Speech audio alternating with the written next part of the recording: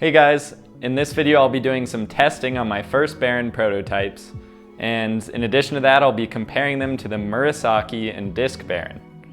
I'm pretty excited about the results, and to start this video I'm gonna prepare the paper and tell you a little bit about my setup. Please enjoy. Okay, so all my paper is cut to the right size for the print that I'll be making. And my next step is to number each corner where I'll do the registration. And my plan for testing this time is to add in which Baren I'll be using on the back side there. I'll just write it really small, and that way I'll make sure that each paper is kind of prescribed to be used with a certain type of Baren.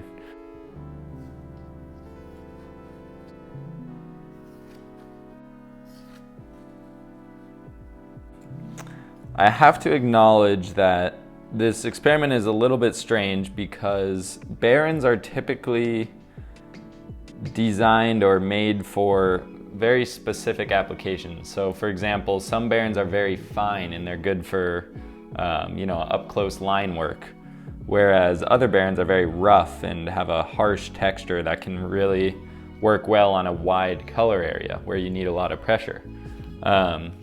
And I acknowledge that that's the case, and at the same time I'll be using the same Baren for every impression of this print. And it's more so just to, I think more so the reason for this testing is just to get a good feeling on where the Barens that I've designed sit on the scale of, I guess, fineness to kind of like, I guess what you would call the strength of the Baren. So I'm trying to figure out where they are in line with that so I can have a point of reference.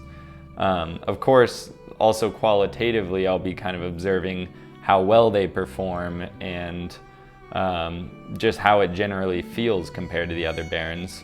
But a big goal for me, like I said, is just to figure out where they are on that scale. Okay, now that I've prescribed a Baren to each of these sheets of paper, I'm gonna go ahead and coat the corners with a little bit of nail polish. This is just something that I learned is a way to strengthen that edge of the paper because after repeatedly setting it inside the Kento marks, the registration marks, the corner can become a little bit dull. And so this is just a way to kind of ensure that stays rigid throughout the process. I don't think it requires much, it's just a little dab and it does the trick.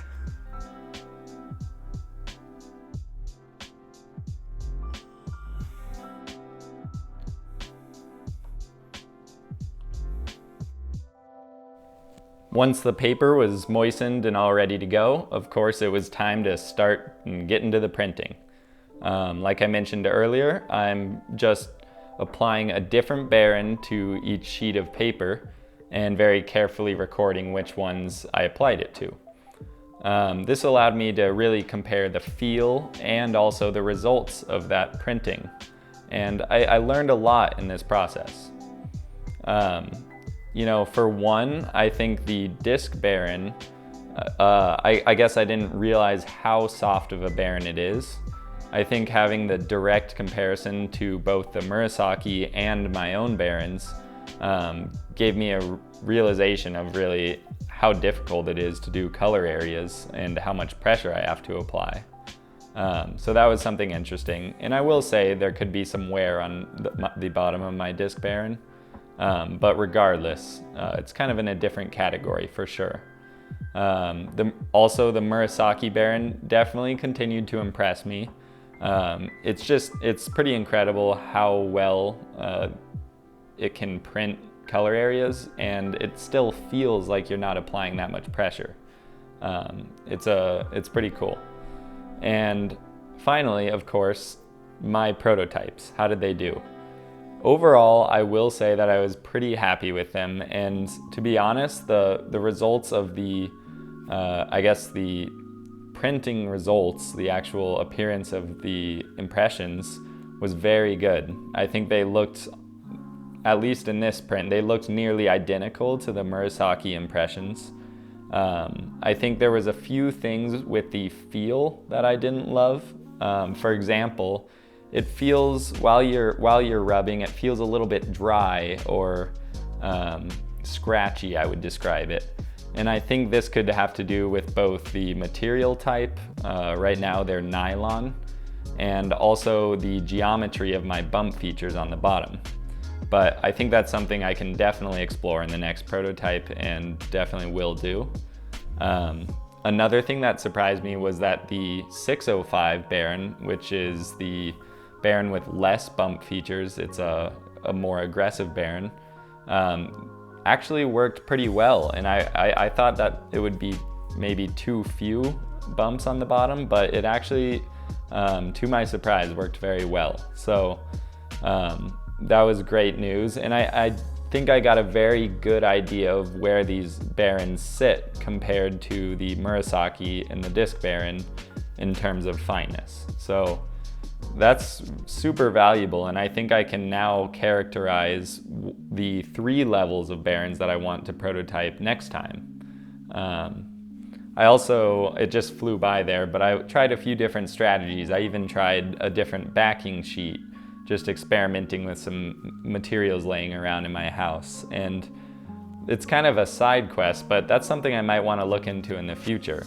Normally I use wax paper, but I think there could be some really good options for backing paper because those kind of get worn down in my experience. Overall, the process went really well, and I feel like I have a lot I can improve on the next prototype, which is the most important thing. And I couldn't share every detail of the process and how I felt because I want to get into the results of the prints. So if you guys have any other questions, please let me know. So here it is. This is the result of the print testing. I chose out 4 different prints that are kind of characteristic of each Baren. Obviously, each one was created by a different Baren. So at the top there, you have the disc Baren, and then the Murasaki second. Third is the 605, what I call 605. It has 605 bumps. And then below that, the 1229. So I'll start in a moment here. I'll zoom in on the 605 print.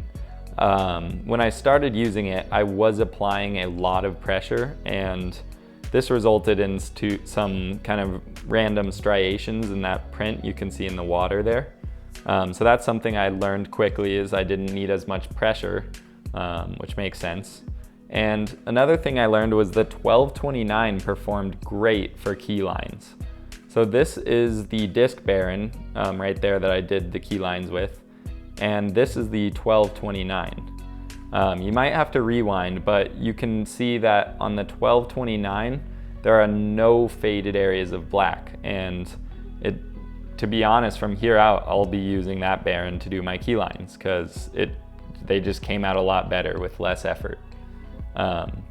So that was a really good sign, and I think when I kind of extrapolate this testing into the 3 different Baren textures I want to do, I think I can really use these Barens and make them fit into the places I want them to. For example, I think the finest level will be even finer than what I have now and will be even better for the key lines. So those were a few major details that I noticed with the print differences. But again, the big thing was that the results of the Murasaki and my prototype Barens looked extremely similar, and that was something I was very happy about. So next I wanted to make sure to get this info down on paper so I didn't forget. And I wrote a little bit about how each Baren felt and just some things I noticed during the process with respect to each Baren. And I took those notes in addition to anything that I had already planned previously, and made a list of things that I want to improve for prototype 3, or let me call it prototype 2 since I called the last one 1.5. Before I wrap up, I want to shout out Stuart, who had a really good idea about this Baren. He suggested to make the slits, or those relief cuts, in the shape of a spiral, which would be reminiscent of the chords within an actual Baren. I wanted to share this with you guys because I thought it was a super cool idea, and I really appreciated that he reached out to me with this thought and also some sketches to go with it. Thank you guys for watching this video. I'm sure you have some thoughts about the testing or maybe some ideas about this product, and if you have any, please let me know in the comments. I'm really excited about the next steps. I'm planning to do the next prototype soon, and I have some other ideas for this that I really want to show you guys. So please keep watching this series, and please give the video a like if you don't mind. It really helps me out. Thanks so much.